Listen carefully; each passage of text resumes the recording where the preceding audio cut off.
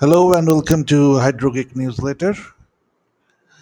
Today we will discuss about uh, a very unique fact, or let us not say it as fact, let us say it as a question, as a query.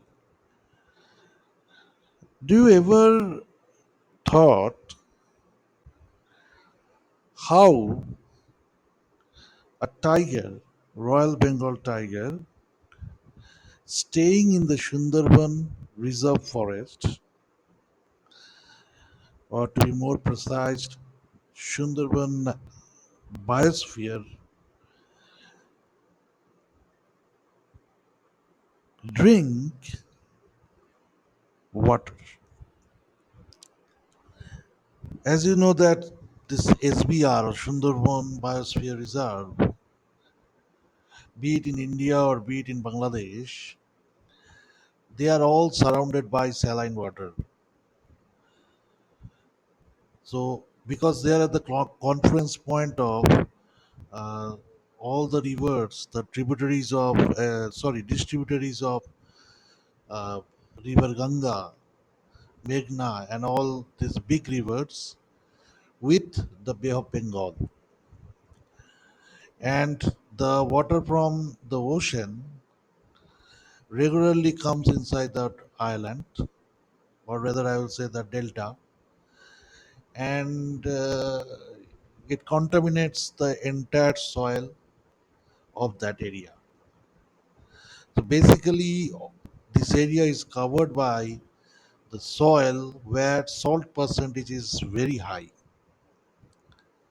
and also the water in and around the that delta region is high in salt. Okay, the concentration of salt is very high because it often mixes with the seawater. So, not only tiger, the people there also face lot of difficulties to drink sweet water because, as you know, you cannot drink saline water. If you drink saline water for a long time, you will die. Yes, you will die. So, what happen is that if there are saline water, there are plenty of water all around you. But if the water is saline, that is salty, you cannot drink it. Because when you drink it, it actually, instead of hydrating you, it will actually dehydrate your body. So, slowly and steadily, if you continuously drink saline water, your body will dehydrate and you will die due to the lack of water. Now, the next point is then how the people who are living in and around Sundarban National Park sustain their livelihood, because drinking water is a must for a life to sustain. So you can say that yes, you can convert this saline water into sweet water by installing expensive desalination treatment plants that are already being installed in these Arabian countries or in Israel. All of them utilized this desalination treatment plant where saline water is removed from the main water and only the sweet water remains. But the membrane used to separate salinity from the water available from the seawater is itself is highly expensive, because actually they use a very high end this membrane to separate the saline water from the water, right? So this membrane is extremely costly, and these water are also, some pre-treatments are also uh, also imbibed on the seawater before it being separated with the help of that membrane. So there are various process for doing so. So we are not going to that because our main objective of this podcast is we want to know how the tiger or the wild animal satisfies their need of drinking water in the Sundarban areas.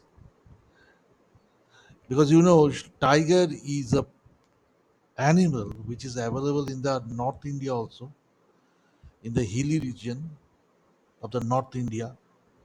Go to Jim Corbett, go to Rajaji National Park, you will find tigers there, right? And on those places, saline water is not there.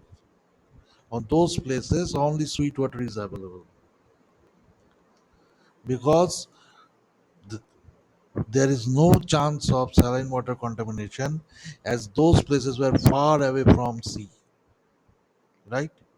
So tigers are accustomed with that. They need sweet water, otherwise they cannot sustain. And yet, tiger is also available in the South India, Kanna National Park, Pirpan, yes, Periyar National Park. So there are lots of national park in South India as well, where tiger sustain their livelihood. And in those cases, the soil is laterite, right? They are not clay soil like North India or East India. They are laterite soils, or in some places they are that black soil is available. But still, they can drink water because the water there is not saline. It the water there may be high in heavy metals, but they are not saline. They are not high in salinity. Yes, saline water is there in the coastal regions, but fortunately, there is no national park near to the coastal region. Okay, in South India. Now you go to Gujarat. Yes, there are lion. There is no tiger there, and lion is in also in Africa. So in Gujarat or that Africa, there is a very scarcity of sweet water, right? Because of the presence of solids and the soil structure and soil texture, sweet water is very rare in those places. Okay, so there also this scarcity of water is huge. But in Africa, you will not find tiger. In Gujarat, you will not find tiger. So what it implies? It implies that for a tiger, sweet water is mandatory. Drinking sweet water is mandatory. So what do the tigers in the Sundarban do to satisfy their need of sweet water? So the solution is that if you if you go to Sundarban, if you have ever visited the Sundarban National Park, you will find that in those regions, the forest department or the state government or the central government has already developed or created artificial ponds, artificial lakes for storing rainwater. Yes, there are desalination plants also is there. Desalination water treatment plants are also available. But mostly, uh, I think for the last 30 years to 35 years, government there has created lots of ponds. So what happened is those ponds stored rainwater, right? Now you will say that okay, you are storing rainwater. I agree.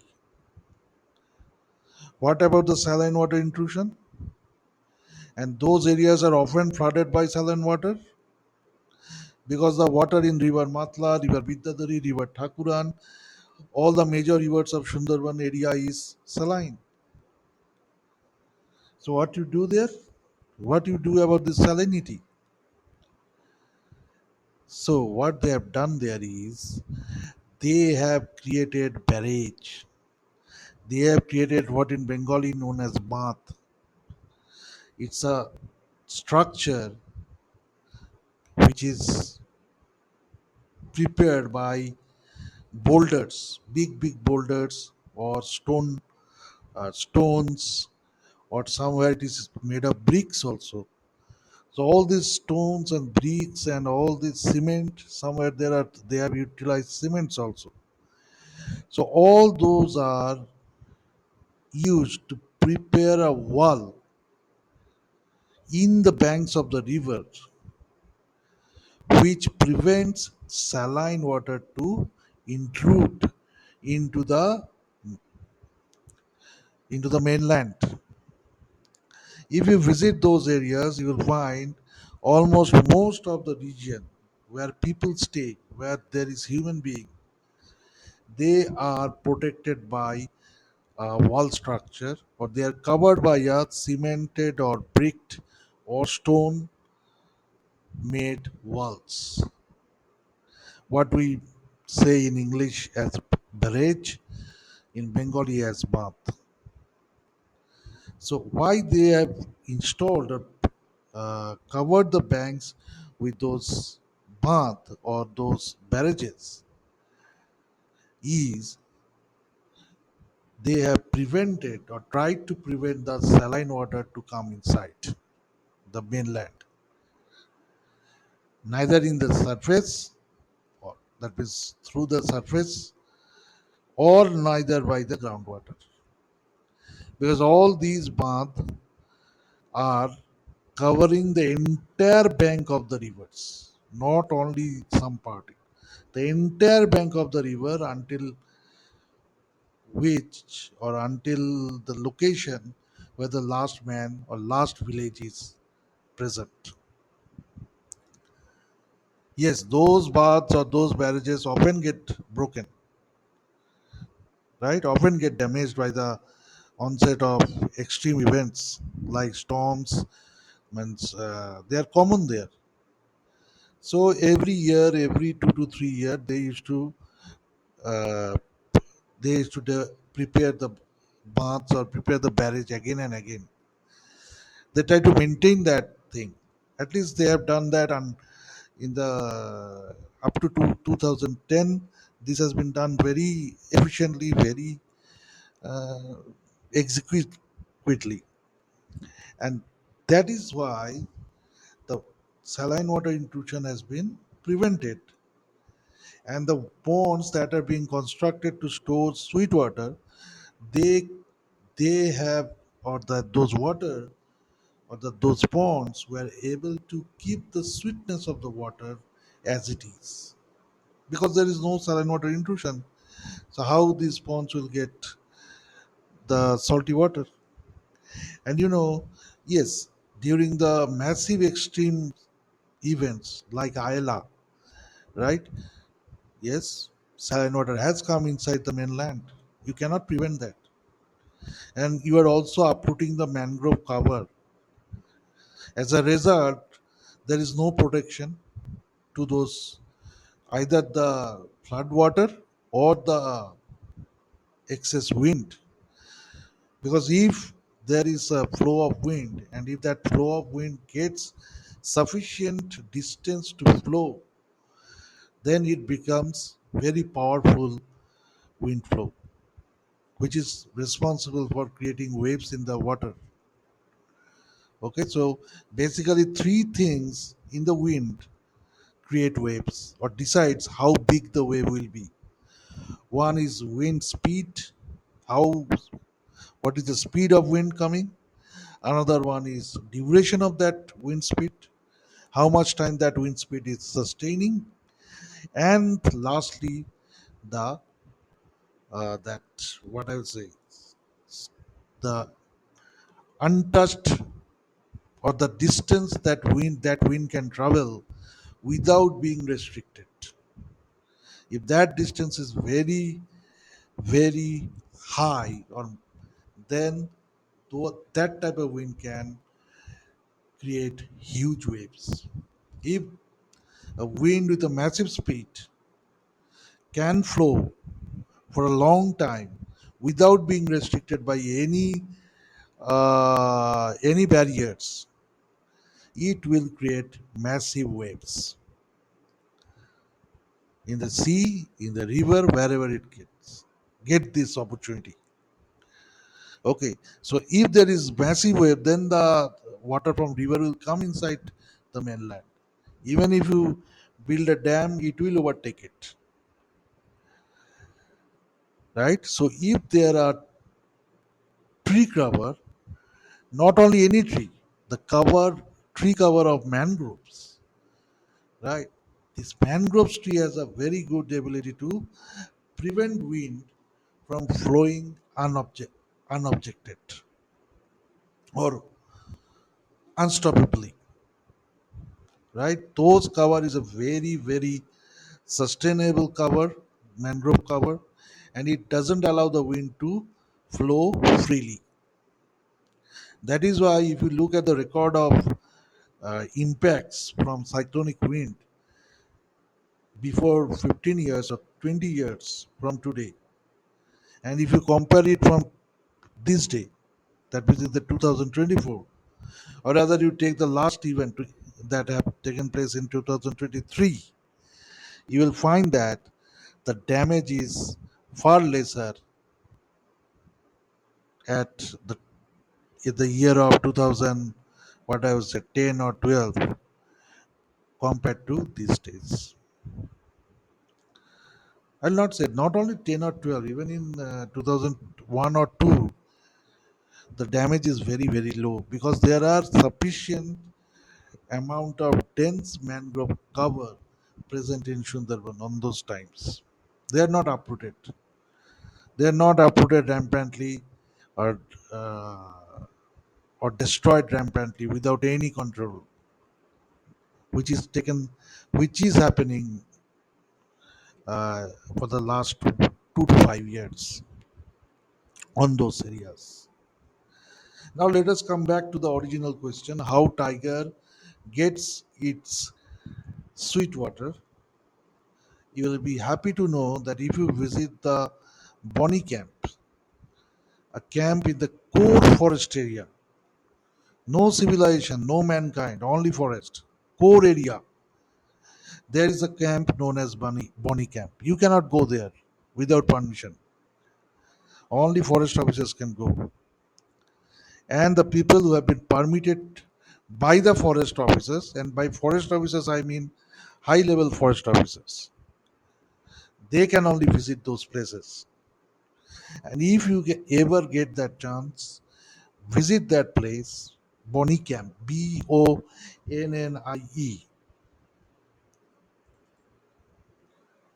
right? If you ever get a chance to visit those places, Bonnie Camp, if you go there, you will find on that core area also, forest department has created pond, and those pond is storing rainwater, and this rainwater is consumed by the tiger.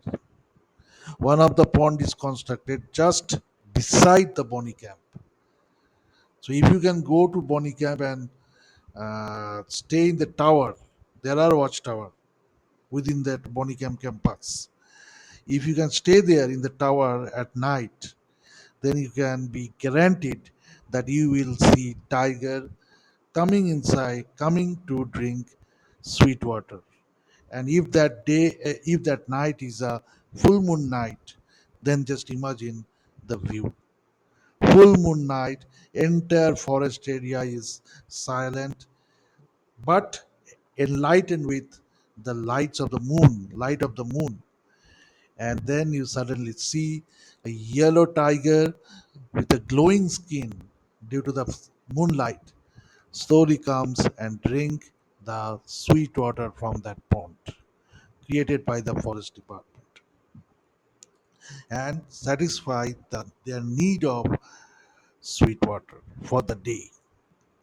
Okay, because whenever tiger consume a big meal, like if it has killed a deer or a boar, it requires sweet water to digest the food, right?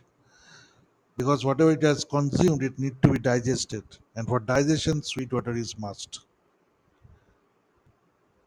Yes. Now you'll say whether there is bath, whether there is barrage to prevent saline water intrusion. No, sir, it is not there because those areas are so core, so inside the Sundarban National Park.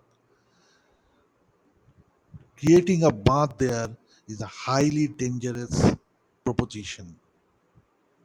You will you have to take life risk. Those engineers or those laborers who will develop that, or sorry, who will build the dam and build the bath or barrage there, their life is at risk all the time. Even the forest officers staying in the Bonnie camp, they cannot venture out to the uh, just out of their home when night falls. Although that area is covered by or bordered by electric current aided where what I say where boundaries, right? So if the any wild animal touches it, it will get electric shock. But still, then they do not venture outside their camps, outside their houses during the or after 8 o'clock because tigers can easily jump. You do not know the tigers, especially Sundarban tigers. They are totally unpredictable. They can do anything, anytime, anywhere. Okay, so our main question was how do the tigers in the Sundarban drink sweet water because that Sundarban region is a salty region where water is saline. You understand because it is very near to the sea, so it is not very easy to get sweet water there. So how would they get it? Yes, I have discussed that in this podcast. If you like it, if you have any comments regarding this, then kindly comment to this podcast and sure I can also do an interactive session if you want on this very topic if it is required. Thank you for listening up to this and good night for now. See you next time. And yes, if you like this short podcast, I'll not say short, it is already 24 minutes, then you like it, you share it, and of course you comment to it. Thank you, and I expect that you will again listen to me in my next podcast. Good night for now.